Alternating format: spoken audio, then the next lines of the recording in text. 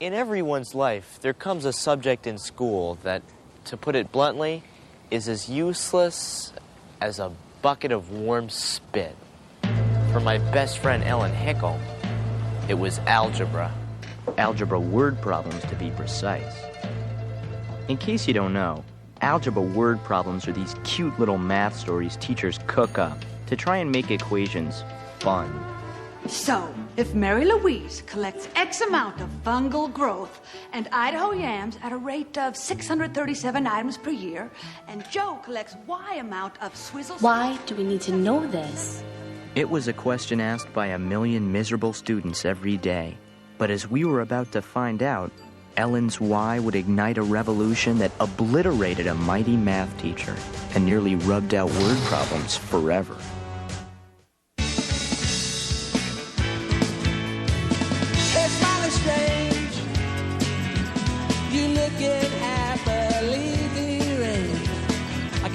In bed, or have you picked your target yet? Listen, dear.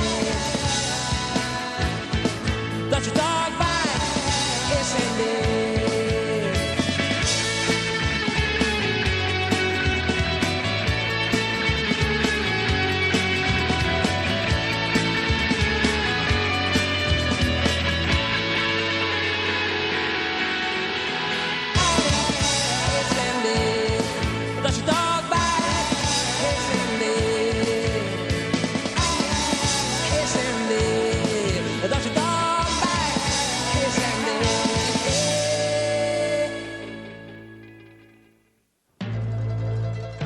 So, if a styrofoam chest contains 16 frozen fish sticks and... To Ellen, word problems were an insult to humanity, but to Miss Fingerwood, they were like poetry. Of plankton.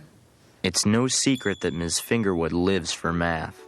She named her cat the square root of 7 and bakes pies accurate to 121 decimal places. Rumor has it that the first time she saw the number 2, she thought it was her mother. Now, let's go over yesterday's homework problem. If train X leaves Ovid at 2:22 p.m., Mama, and goes Over the 49 years, Miss Fingerwood students have tried everything to figure out her killer word problems without actually having to use math. miles per hour, but stops for a little tiny baby deer in the road. What time will train Y arrive at Lodi? Say, has anybody seen Teddy Forsman? Next stop, Lodi! Even those who went the extra mile to do their homework never complained about their Fingerwoody fate. All that changed the day Ellen went in for an appointment with the school guidance counselor, Phil Hickle, also known as her dad. Oh, algebra is essential, Ellen. If you want to stay competitive in an ever-changing job market, you need to be well-rounded. But, Dad, I can't take it anymore. What do trains and fungal growth have to do with my future? Well, now...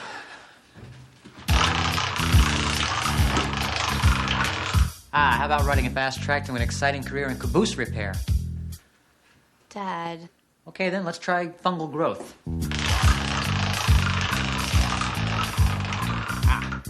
I'll have you know that mold research is one of America's fastest growing fields. Thanks for your help, Dad. So, if Farmer John has one chicken that lays X number of eggs per day, but he has one egg for breakfast, fried with a little hot sauce, maybe some hash browns, how many eggs per day does Farmer John need to make a profit of Y? Where's Teddy Forsman?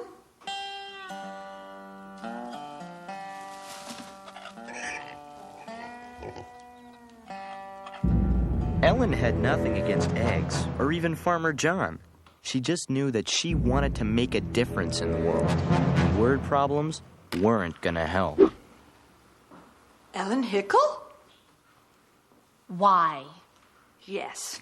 Y is the variable, but what is the value of the variable? No, not why. Why? W-H-Y. Why? Why? Why do we have to learn all this stuff? Right now, thousands of trees are being cut down in the Amazon rainforest, and ice caps are melting. And I don't know, another shopping mall is going up somewhere. What do word problems have to say about that, Miss Fingerwood?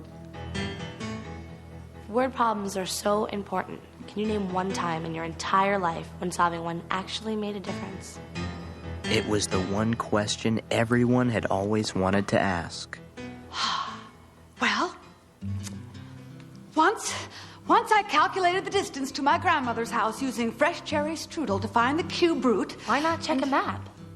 I also determined the temperature of river mud by pulling on these large, ugly boots. And the suction of the mud versus the depth of the river, etc. What about using a thermometer? Class dismissed. Once the word spread about Ellen's takedown of Miss Fingerwood, my brother Pete sprang into action. He knew that once one adult leader fell, the rest could follow, like dominoes. ART Ward Radio. Our broadcast tonight goes out to adults everywhere. We know where you live, Jigglebutts. The end is near. If Pete had found a new calling, Miss Fingerwood was wondering whether she even had one. She built her life on X's and Y's, but suddenly, she saw how little they mattered compared to an October sunset, a perfect kiss, or the fate of the red-billed sapsucker. Ellen's simple question had shattered Miss Fingerwood's world. There was only one solution now. Class, as of today, I hereby renounce algebra as my calling. Thanks to Ellen Hickle, I've realized that my life is a lie. I have no choice but to hang up my chalk. I wish you all a well-factored future. Thank you, and goodbye.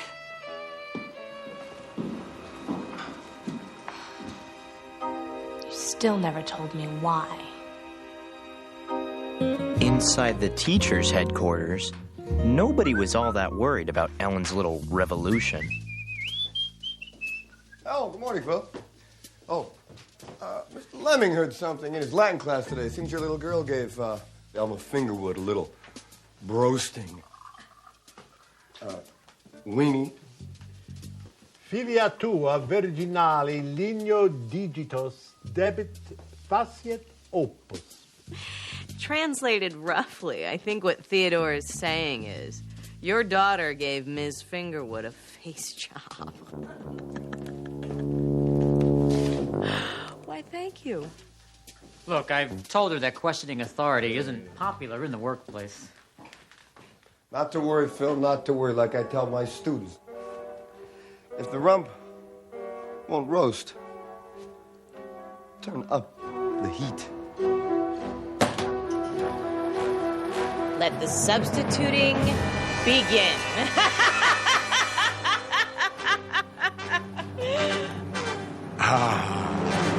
Thank prime choice.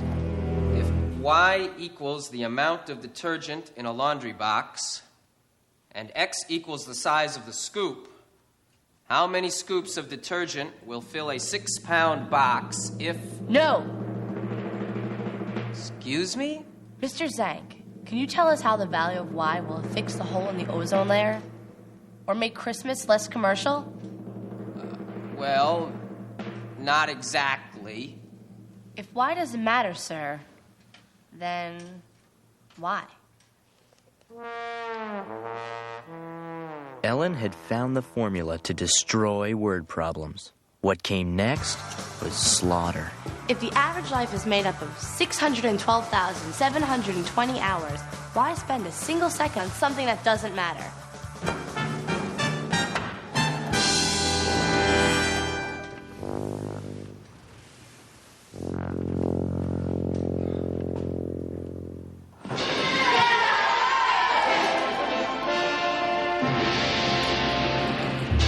As happy as I was for Ellen, I couldn't help but wonder, whatever happened to Miss Fingerwood?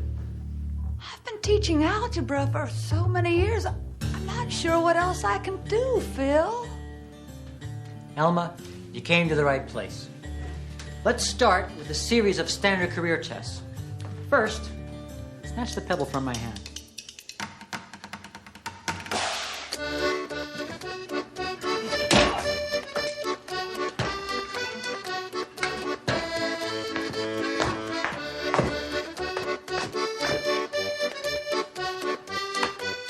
I think I've got just the job for you. While Miss Fingerwood was gaining hope, the other teachers were losing it, thanks to Pete's non-stop reign of terror. It's them!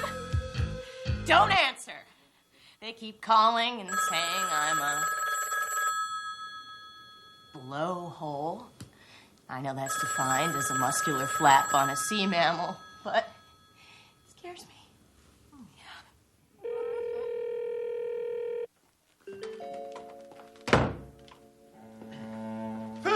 Phil! One of my students asked me why study Latin. What am I supposed to tell him? Latin is not even a country. Look at this. There's only one sub left. Everyone, please. Have you ever noticed that kids are a lot like dough? Raw, untamed, hard to control. All it takes is the right utensils and a pile of dough. Becomes delicious cookies. I believe it's time we served up the main course. Shrek.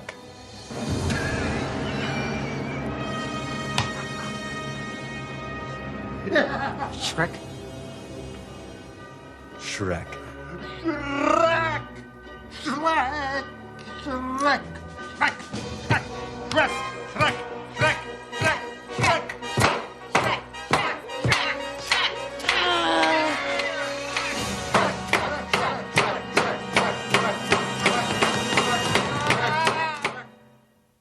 With nothing more than a single letter, Ellen had launched a revolution that threatened adults everywhere and sent one former math teacher into a whole new career. It wasn't exactly teaching algebra, but it did involve her favorite thing. Tonight's next bingo number is divisible by 5, yet it's sometimes called 1/4. Please give a warm, double-digit welcome for I-25.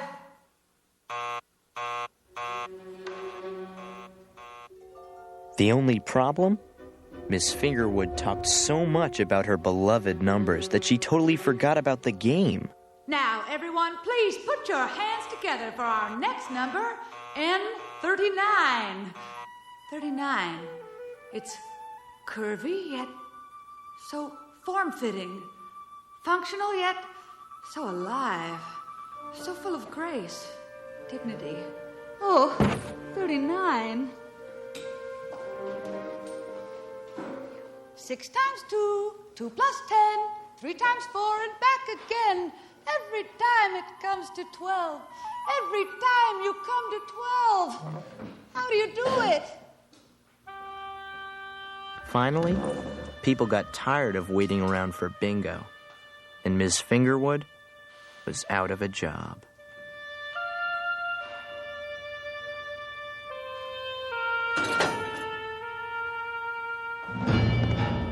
Meanwhile, Ellen was about to face her own career crisis. Most substitutes have a license to teach. Rumor has it that only one has a license to kill. Whenever there's trouble, he's the one they call. His name? Shrek. They say he crushed the Glee Club uprising of '84 with a bazooka. What would Shrek do to us? Hey, everybody. Today we're going to learn about Algebra 101. Sing along with me.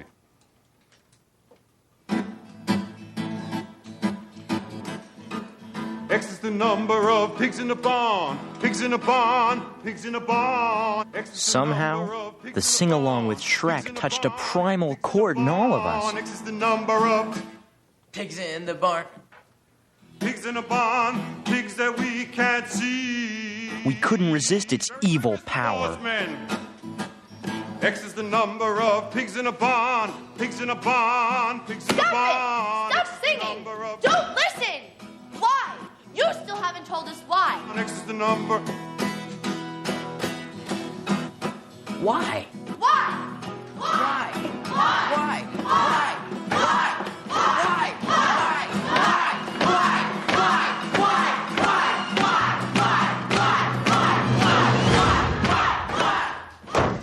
They shreked Shrek. And I just used a noun as a verb. What's happening to me? Perdemur.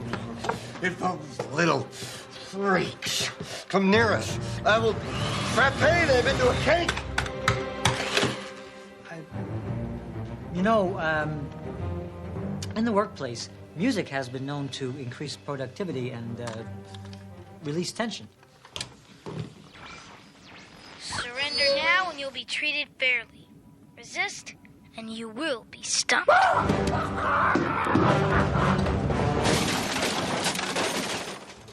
But there's a lot to be said for silence, too. Phil, in the words of the great Emily Dickinson, end this unsavory fight. Or I'll rip out your nose hairs! Me? Why me? She's your daughter! She won't cross you.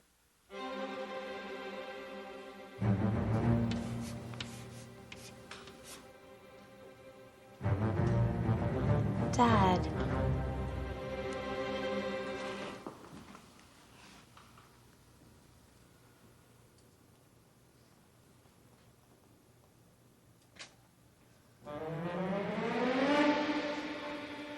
Okie dokie.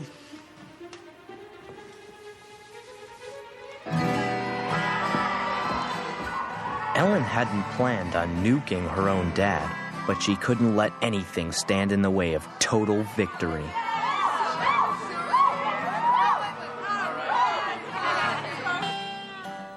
Before she took another great leap forward, there was another victim I wanted her to see. 8, 9, Hey, Miss Fingerwood, how's it going? 10, 11. No. We just stopped by to say hello. You have no ticket? 11 minus 1 is 10. 10 minus 1 is 9. 9 minus 2 is... Oh, where have all the numbers gone? All she had wanted was to free us from the bondage of word problems. Now that she had, Ellen began to wonder, was it worth the human cost? She knew what she had to do. At least she deserves another chance to explain why.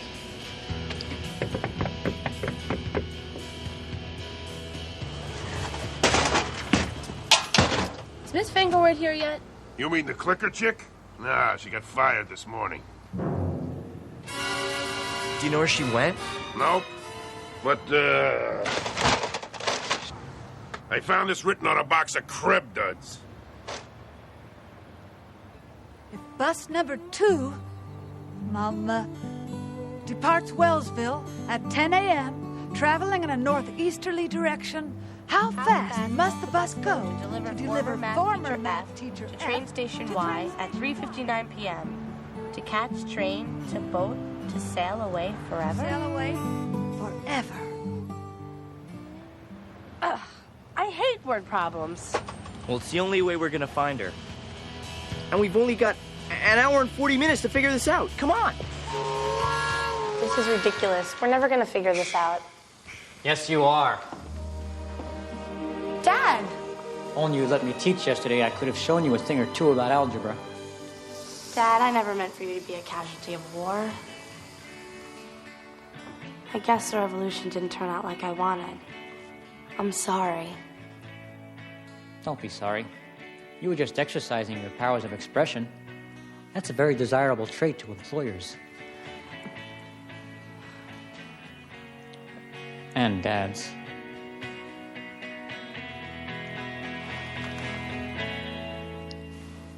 What do you say I help you out with this problem, Snookums?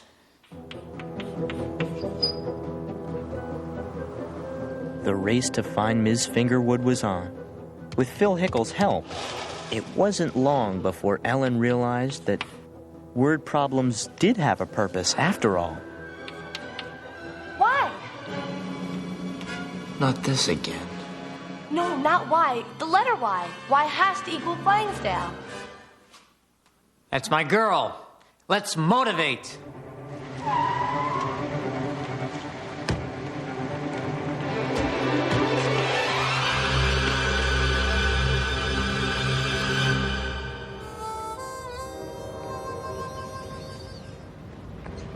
Miss Fingerwood? Ellen Hickle? Miss Fingerwood, want to determine the speed of the bus and subtracted the co-equal? It was easy to figure out that Y equals Flangsdale. Well, you could have multiplied by 3.5, but flexible equations work with even integers, too.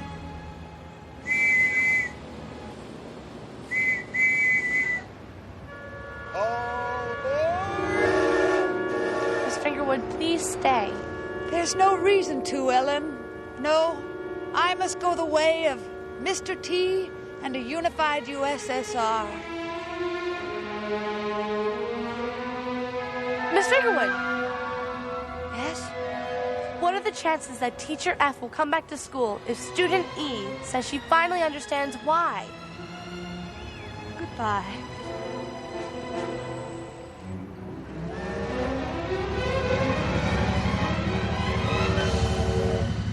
The chances are excellent.